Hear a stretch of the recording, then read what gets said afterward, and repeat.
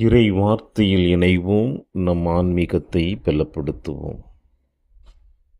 கிறிஸ்துவில் பிரியமான அன்பு சகோதர சகோதரிகளே, இறைவார்த்தை பகிர்வில் என்று அன்னையாம் திரு அவை உங்களையும் என்னையும் சிந்திக்க அழைப்பு கொடுத்திருக்கின்ற நற்செய்தி வாசகம் லூக்கா எழுதிய நற்செய்தி 11ஆம் அதிகாரம் 14 முதல் 23 முடிய. நான் கடவுளின் ஆற்றலால் பேய்களை ஓட்டுகிறேன் என்றால் இறையாட்சி உங்களிடம் வந்துள்ளது அல்லவா? அற்புதமாக ஆண்டவர் இயேசு கிறிஸ்து தன் வார்த்தைகளின் வழியாக இன்று நம்மை சிந்திக்க அழைப்பு கொடுக்கிறார்.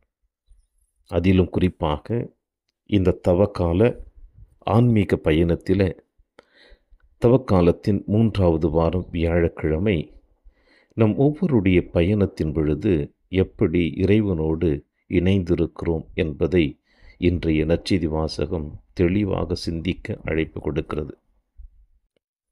ஏனென்றால் நற்செய்தி வாசகத்தினுடைய முதல் அத்தியாயத்தில் ஆண்டவர் இயேசு கிறிஸ்து பேச்செழுந்த ஒருவரிடமிருந்து பேயை ஓட்டினார்.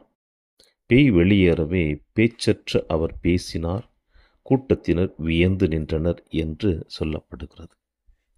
இப்படிப்பட்ட நிகழ்வினை நேருக்கு நேராக பார்த்த ஒரு சில உள்ளங்கள் இறைவன் மீது நம்பிக்கை வைத்து ஆண்டவர் இயேசு கிறிஸ்துவினுடைய பெயரையும் புகழையும் அங்கே பாராட்டி ஆண்டவர் மீது வைத்திருந்த அளவு கடந்த நம்பிக்கையினுடைய உச்சத்திற்கு அவர்கள் அழைத்து செல்லப்பட்டார்கள்.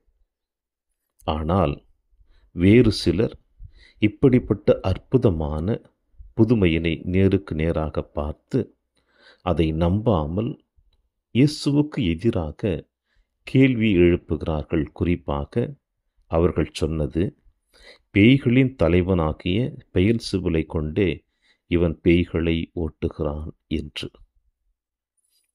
ஏன் இவர்கள் இப்படிப்பட்ட வார்த்தையை கூற வேண்டும் என்று பார்க்கின்ற பொழுது, இவர்கள் இயேசுவுக்கு எதிராக நின்றவர்கள், இயேசுவின் வார்த்தைகளுக்கு எதிராக நின்றவர்கள், இயேசுவின் புதுமைகளுக்கு எதிராக நின்றவர்கள், இயேசுவின் மீது மக்கள் வைத்திருந்த நம்பிக்கை எதிராக இருந்தவர்கள்.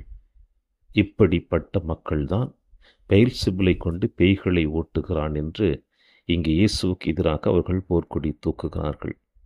ஆனால் இயேசு அதற்கு அற்புதமாக பதிலை கொடுக்கிறார்.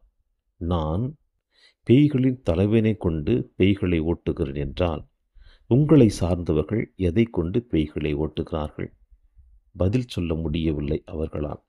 எனவேதான் இயேசு அழகாக சொல்லுகிறார் என்ற நற்செய்தி வாசகத்தினுடைய 20வது அத்தியாயம், நான் கடவுளின் ஆற்றலால் பேய்களை ஓட்டுகிறேன் என்றால் இறையாட்சி உங்களிடம் வந்துள்ளது அல்லவா என்று. இன்றைய நாளிலே தவக்காலத்தில் நாம் சிந்திக்கக்கூடிய ஒரு அற்புதமான வார்த்தை இது. இயேசுவினுடைய தூய பிரசன்னம் மனிதனாக மறு உருவெடுத்ததே அவர் இந்த மண்ணுலகில் இறையாட்சி கொண்டு வந்து விட்டார். அவருடைய பணி வாழ்விலே அவருடைய வார்த்தை உச்சரிக்கின்ற பொழுதும் புதுமைகளின் வழியாக மக்கள் மத்தியிலே இறையாட்சி வெளிக்கொணர்வதையும் பார்க்கின்ற பொழுது மேன்மேலும் இறையாட்சியை கொண்டு வந்ததுதான் நமக்கு தெளிவான விளக்கமாக காணப்படுகிறது.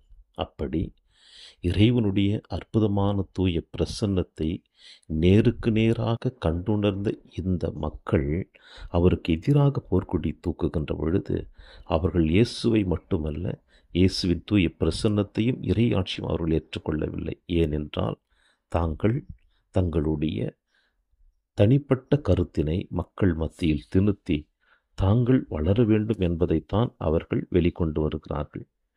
ஒருவேளை நாமும் நம்முடைய வாழ்க்கை பயணத்தில் இப்படிப்பட்ட சிந்தனைகளோடு வாழ்ந்து கொண்டிருக்கின்றோமா?